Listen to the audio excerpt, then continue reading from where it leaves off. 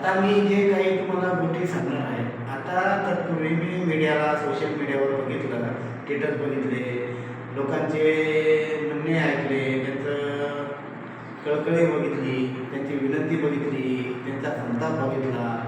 असं भरपूर काही मी फेसबुकला, इंस्टाग्रामला आणि आपलं व्हॉट्सअपला बघितलं. परंतु याच्यातून काही तथ्य मला वाटत नाही की काहीतरी होऊ शकतं. पण याच्यात एक गोष्ट मात्र जी शक्य आहे, जी आपल्या हातात आहे, जे आपण करू शकतो आणि जी काळाची गरज आहे आणि ते करायला पाहिजे. आता तत्पूर्वी योगी साहेबांनी एक मेसेज केलेला आहे इंस्टाग्रामला की पेन हातात पकडून तो तोडून फेकून द्या जर चालवता येत नसेल तर. आणि जर सोशल मीडियावर जर तुम्हाला काही बोलता येत नसेल तर तुमचा हिंदू म्हणून काही अधिकार नाही, असं स्टेटमेंट त्यांनी केलेलं आहे.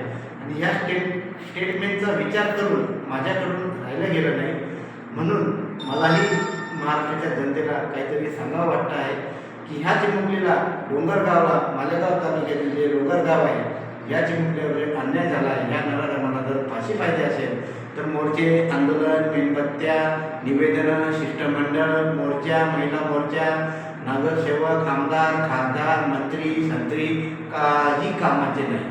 येणार, दोन शब्द बोलणार, सात्वन करणार, बोलून जाणार, परत परिस्थिती जशी आहे तशीच असणार आहे. पण आपण काय करायला पाहिजे? ज्या नरेंद्र मोदीला अख्ख्या महाराष्ट्राने कमळावर बसवून त्याला विराजमान केलेलं आहे, त्या नरेंद्र मोदीचं काम आहे की आपली कळीसारखी, कमळासारखी उमटलेली मुलगी, हिचा जर घात पातळू शकतो आणि हिला संरक्षण जर मिळत नसेल तर अशा कमळाला मतदान देऊन काय उपयोग? याच्यासाठी काय करायचं आहे तुम्हाला? येणाऱ्या 2 डिसेंबरला तुम्ही मतदान करू नका.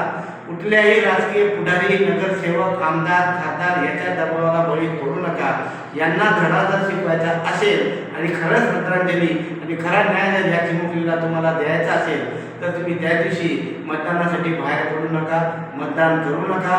मतदानाचा अधिकार तुम्हाला आहे, पण कसा? न्याय, सुव्यवस्था, संरक्षण हे आपल्या जवळ नाही. आणि हे जर आपल्याला पाहिजे असेल तर याच्यासाठी एक उत्तम आणि चांगला पर्याय आहे, जो मी तुमच्यासमोर मांडतो आहे.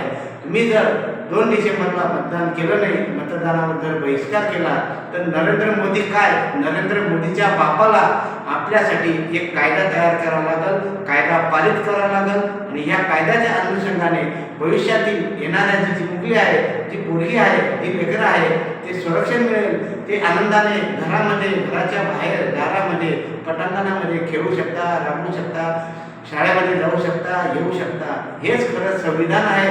डॉक्टर बाबासाहेब आंबेडकरांनी जे संविधान दिले होते, या संविधानाचा गैरवापर आपण करू नये आणि मीही करणार नाही. आणि आपल्याला मी करायला सांगत नाहीये. आपल्याला न्याय पाहिजे आहे, न्याय मिळवायचा आहे. न्याय आपण कसा मिळवणार? फक्त एकच पर्याय आहे. कोणता पर्याय? कमळाला मतदान करू नका. कमळाच्या कुठल्याही माणसाला तुम्ही धारेवर धरू नका.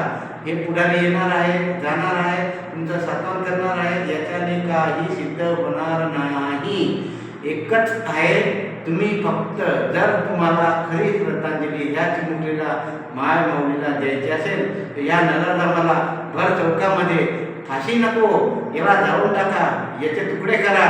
याचे तुकडे करून कुत्र्याला खाऊ घाला. या माऊली हरामखोरांनी जिना हराम केलेला आहे. आज यांनी जर अशी हिंमत केली आणि हा जर निर्दोष सुटला आणि याला जर पुढं अजून हा काही करण्यासाठी याची ताकद वाढेल, याची क्षमता वाढेल. हे असे होऊ नये, असे घडू नये. याच्यासाठी माननीय नरेंद्र पंतप्रधान मोदी यांना मी विनंती करतो की मी कुठलंही निवेदन तुम्हाला देत नाही. तुम्ही जर सुजाण नागरिक असाल आणि तुम्ही जर जनतेचं रक्षण करत असाल तर UP बिहार सारखा कायदा महाराष्ट्र राज्यामध्ये लागू करा. येणाऱ्या 10 दिवसात महाराष्ट्रामध्ये हा कायदा पारित व्हायलाच पाहिजे.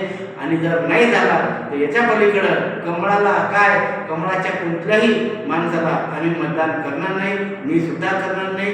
जनता जागृत आहे, सुजाण आहे. जनतेने याच्यावर विचार करावा आणि न्याय कसा पाहिजे हे तुमच्या हातामध्ये आहे. एवढे बोलून माझे 2 शब्द संपवतो. जय हिंद, जय महाराष्ट्र.